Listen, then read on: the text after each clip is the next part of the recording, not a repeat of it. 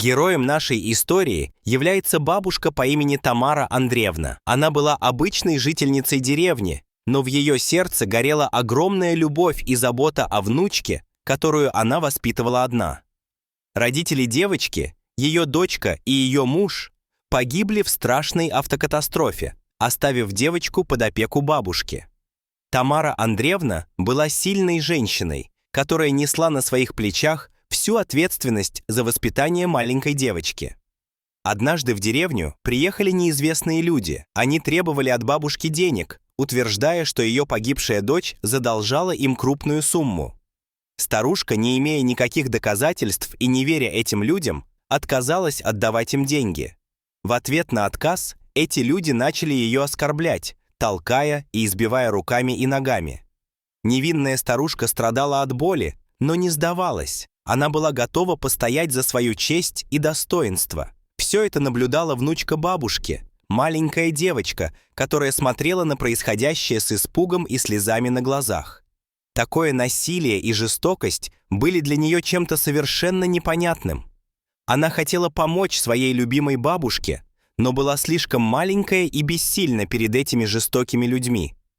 Внезапно, откуда ни возьмись, из темного леса выбежал волк. Странным образом, волк был не агрессивным, а наоборот, выглядел очень миролюбивым и спокойным. Он рванулся к бандитам и начал их прогонять, выпустив пронзительный рев.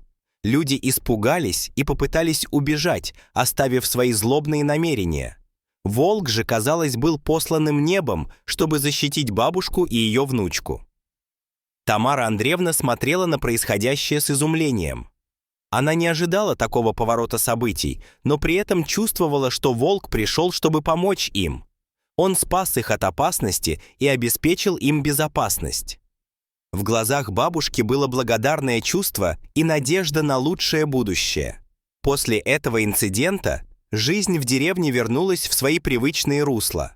Бабушка и внучка продолжили жить в своем тихом доме, встречая каждый день с улыбкой и благодарностью за каждую минуту, которую проводили вместе. Они никогда не забывали о волке-спасителе, который пришел к ним в тот судьбоносный день. Тамара Андреевна рассказывала о произошедшем волшебном событии. Всем жителям деревни ее история стала легендой и символом силы и защиты. Волк стал знаменитостью, и его изображение часто можно было увидеть на народных узорах и рисунках. Все жители деревни благодарили волка за его помощь и верили, что добро всегда победит зло. Так и продолжалась их жизнь. Бабушка и внучка, обладая внутренней силой и неуязвимостью, преодолевали все трудности, которые встречались на их пути. А волк оставался их тихим хранителем и защитником, который всегда был рядом, готовый помочь во время беды. История Тамары Андреевны и ее внучки стала предметом обсуждения и восхищения во всей деревне. Они стали примером силы, мудрости и настоящего героизма. Бабушка и внучка доказали, что любовь и семейные узы могут преодолеть любые трудности и помочь справиться с самыми темными испытаниями судьбы. Их история стала легендой, которая будет передаваться из поколения в поколение, вдохновляя всех на подвиги и веру в добро. Вот такая удивительная история. А что вы думаете по поводу данной истории? Делитесь своим мнением в комментариях.